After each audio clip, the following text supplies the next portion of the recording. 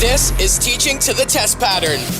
Hey buddy, welcome to StreamSemester.com's Teaching to the Test Pattern. I'm Tom White, and man, it's been a crazy summer. I spent a lot of time traveling around the Southeast. I went to 3 career tech education conferences. I helped install a big project in Alabama with our team. Drove all over the state of Georgia, Tennessee. Literally in one point went from Mobile, Alabama to Chattanooga, Tennessee in one night. Actually, I left at like 5 o'clock from Mobile and had an 8 a.m. meeting in Chattanooga. It has been a crazy summer, but it has been great. And one of the things that I did a lot this summer was present. And this is one of the presentations that I did. I did this in Alabama and in Tennessee, and I've done this one in Georgia as well. So I thought probably time to retire this from live presentation and actually just do a podcast about it. So this comes from the idea that writing is difficult. The idea of writing for video is difficult. This phrase before was, is, was something I saw on social media, and I thought, that's an interesting premise. So let's break it down. We are personifying the word was and the word is. And just as you would say, before he was a basketball player, he was a baseball player. Before was, is. Again, at one point, was, is. That's confusing, but it probably doesn't sound far off from a lot of your students' writing. And unfortunately, your students struggle to write for a lot of reasons. Honestly, I think reading and writing has been used as punishment in the education system for way too long, and it's starting to come back and bite really everybody, and it's really starting to show with our students' writing. So here's before we solve the problem, we have to know what the problem is. And in this case, my wife Kelly, who I'm celebrating 20-ish years, 21 years of marriage, 28 years of a relationship. She's the problem. First off, she's taught English for 22 years. That's where she's the biggest problem. She did not give me permission for this photo, which I don't care, because she steals tacos, as evidenced here. And she's also wearing a beer-battered fish taco sticker because she's awful to me sometimes, and she steals my tacos. And I'm awful just as well back to her when I say that English teachers ruin writers, especially when it comes to those who are writing for film production or for news specifically. And we're going to lean more to the news side. So how your students have been taught. They've been taught that SAT words are the best. School systems spend thousands and thousands and thousands and thousands of dollars every year giving students SAT prep, giving students ACT prep, just hammering them with these vocabulary words that don't do them any good in the long term. So SAT words are the best. They're also taught to describe everything. They're told to talk about how, the guy sitting in his basement at his house with the 3 lights and the 2 computer monitors and running ProPresenter to record. And they're taught to do all of that as opposed to just saying what it is. It's a guy recording a podcast. And they're also taught that bigger is better, and that sentences that are compound, that are complex, that have commas and semicolons and, dangling participles and all of those things, they're taught that those things are the best. And unfortunately, for what we do as video production people, they're not. So the first thing that you're going to have to understand is you're going to struggle because you have to undo years and years and years and years of training. It's obviously easier to teach someone who knows nothing than to have to reteach someone who knows a lot. And honestly, your students probably know more than they let on to. Their poor writing is just a symptom of laziness. So to that, how should we teach our students? Short, simple sentences. The guy is recording a podcast. We know exactly what it is. We know exactly how it works. We know everything we need to know in those few words. In our world, especially on the news side, we let the video describe. The exposition should not come from a voiceover or a stand-up. The exposition should come from, there I go using an SAT word. The description should come from the video. I used to harass my students, when they would describe a scene that they had B-roll for with, hey, you cheated me out of like 200,000 words. Because if a picture's worth 1,000 words, and video is 30 pictures a second at least, then that's 30,000 words per second, and no one can speak that. Your students might be able to text that, but they can't speak that. And more importantly, what you need to do is have your students keep Jerry in mind. So who's Jerry? Jerry came from a conversation in class one time where I was trying to describe the lowest common denominator when it comes to people. And what I did, and if we were in a situation where we were presenting in a room together, I would ask you to first off not point. I would ask you to sometimes close your eyes and think about the dumbest person you know.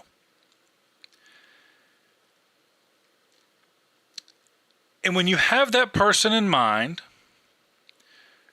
allow this concept to sink in. If you asked that person to think of the dumbest person that they know, they can think of somebody. That person's name is Jerry.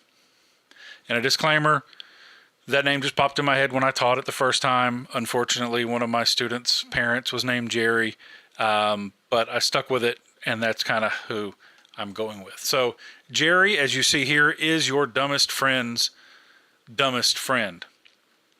And Jerry's a pretty simple person.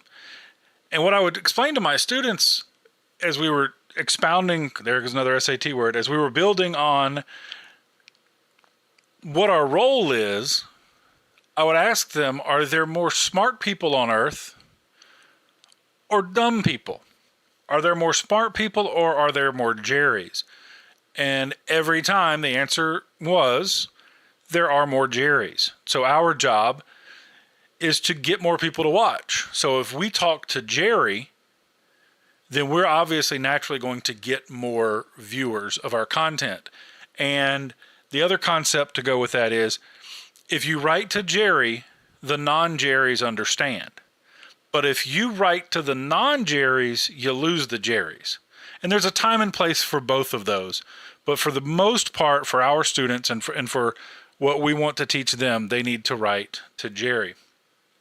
So Jerry's a simple person. Like I said, he likes stories. Jerry needs to have a clear beginning, middle, and end to the story. Don't make him guess. The idea of a buried lead, the idea of a gotcha in a presentation or a package doesn't work in mass, especially not with Jerry. So how do we do that? We understand that Jerry's also super active. Your sentences should be as well. Short, simple sentences. That's what I used to tell my students. I used to ask them to count how many sentences they could put in a 30-second script. And whoever got the most, I would celebrate. So your sentences should be active. Because active sentences are easy to understand. And what's an active sentence? Subject does the verb. That's it. The police arrested the suspect. The guy podcasted. Simple sentences. And I would also talk about with my students that Jerry's not smart enough to remember a passive sentence. the suspect was arrested by the cops. Well, who did the arresting? Well, now Jerry, or who did they arrest? Now Jerry's got to go back and go, oh yeah, the suspect. The cops arrested the suspect. And obviously that's a very, very simple example, but here's one that's a little more complex. Those glasses were bought by me for Jerry. It's a bad sentence, but you've probably read something like that. Your students turned in something along those lines. Or, I bought Jerry those glasses. Pretty simple, straightforward. Your students don't like it because it feels more direct. It doesn't feel bubbly. But teach them the formula. Subject, verb, detail. I bought Jerry the heart glasses. That's it. Subject, verb, detail. Jerry liked the heart glasses. It sounds super simple, and it seems counterintuitive, but at the base level, this is what you have to have your students understand. One other thing that you need to understand is that Jerry hates flowers. Let your video give the details. Too many descriptors. The say dog, see dog thing plays out here at its root level. Tell your viewers what they're seeing, but don't describe it. A lot of times your students will get into, again, that English teacher mindset and will just go off on describing what they're going to see in the video. That doesn't help your viewership. So an example here, the firefighters were on the scene within minutes. Pretty simple. The subject, the firefighters. Were is the verb, on the scene within minutes is the detail, as opposed to the fire raged and the firefighter sprayed water on the fire to try to put it out. Well, duh, first off. And second, that's a lot. That's a lot of words. I found this example that I'm going to show you. I hope I don't get copyright struck. But it's an example from Inside Edition. And they give you a little more detail than I would have your students do it. But I want you to see that they don't describe the bear very much. They don't describe the boy. They don't describe the trees. So let's take a look at that. Big showdown between boy and beast. 7-year-old Huxley Hardy Penner comes face to face with a black bear while riding a scooter. Watch as the bear approaches the boy, heading right towards him in broad daylight. So one of the things that I will say about that video that they do a great job of is they tell you what to look for, but they don't tell you what you see. Watch the bear approach in broad daylight, as opposed to the giant black bear quickly approach the small boy on a bicycle.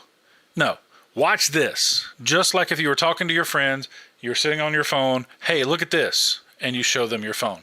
Same concept. So moving on, what is je ne sais quoi? This is a true story from my time in the classroom. I had a young lady, one of the projects that I always did, and you can steal this idea, was I had students write about their favorite restaurants. And it was a commercial, and it helped me know where, I found my favorite Mexican restaurant on earth with this project, and you might do the same. So steal it. But create a commercial about your favorite restaurant. And a young lady came up to me and said, Mr. White, how do you spell je ne sais quoi? And I said, well, why? And she goes, well, I'm going to put it in my commercial. And I said, well, what does je ne sais quoi mean? She goes, it means like the environment, like it's cool. And I went, okay. You know that barely does Jerry. So she changed it to the atmosphere. Was it as eloquent? No.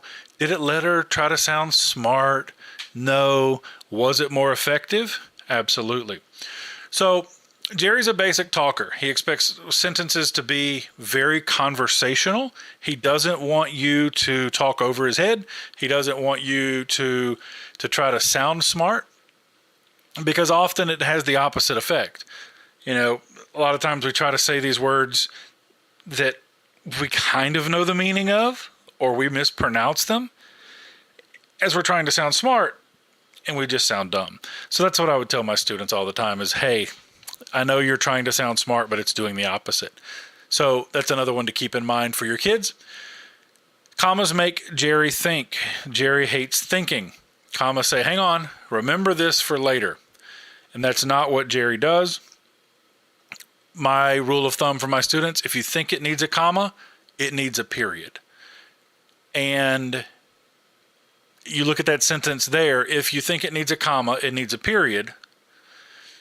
I would have my kids rewrite that and try to cut that down. If it needs a period, if you think it needs a comma. Now, Jerry can follow that, but again, that comma will throw off Jerry. Jerry's a people person, as you can tell by his hat and his monkey. If you're only listening to this, you're really confused. You should go to streamsemester.com and check out the video that goes with this. I've got a presentation that I'm flipping through. So if you're audio only, you're really confused. But Jerry's a people person. Introduce your characters. Set up their vox pops. Don't just have them talk. That's something that at Nationals, at Skills, it drove me crazy. One of the curveballs that they threw at the students competing was you had to include a SOT. Well, the kids didn't know how to do that, so they would just be talking, and some rando guy would just start talking in the middle of it. Totally messed them up. So set up your vox pops. Tell me why I should care. But introduce, but don't detail. And what I mean by that is instead of saying Tom White, the educational specialist at Amy, all of that, according to Tom White from Amy Trace, and then use the graphics on your screen to share the rest of your details. You don't have to say everything. Jerry can read. Write to Jerry, but also know that he can read. You don't have to say everything to him. Jerry likes people, but he's also antisocial. He likes one person at a time. Same thing on camera. Introduce someone, give the reason for the intro before you introduce someone else. And one of the reasons that I think that's important for high school is a lot of times when you're talking to students, let's say volleyball comes to mind because this is where I continually had a problem. My volleyball players did not want to be on the air by themselves. They always wanted to have a buddy to lean on. And I would tell my students, hey, listen, tell them that no matter what you do, if you have two people on camera, one of them is going to look stupid. And I have an example of that here. We talked to some shoppers out there getting deals today. I try to have all my Christmas shopping done by October 1st. So I'm constantly, even January, February, March, looking for gifts for the kids, things that they say they want throughout the year. I think it's just shopping those places that have clearance. That poor little girl's mother hates her. She's just kind of standing there, not knowing what to do with her face, not knowing where to look. That is something that you've got to work on. Also, going back to that clip, the graphic only showed one person because only one person was talking, but there's two on camera. Let's not even talk about his little tiny microphone there. That drove me crazy all summer as I was presenting this. Moving on. Jerry can't count. So keep your copy simple by rounding numbers. 3.2 million. It's much easier to understand than 3,200,000. Okay, 3.2, 1.5, round. Just under 10 million. Just over 12 million. Keep it simple for Jerry. And then finally, I would always have my students read their copy out loud. That helped them so much because when we're writing, we're in our head. Even when we're typing, we're in our head. But when we read it out loud, there are a lot of times we catch things that just aren't Jerry appropriate or Jerry friendly. So hopefully this helps. Hopefully, if you're a new teacher and you're trying to figure out how to write, this helps. If you need more help, reach out to us at Stream Semester. And I hope everything is awesome for you as your school year starts. And as always, go out there and make some awesome. Teaching to the test pattern.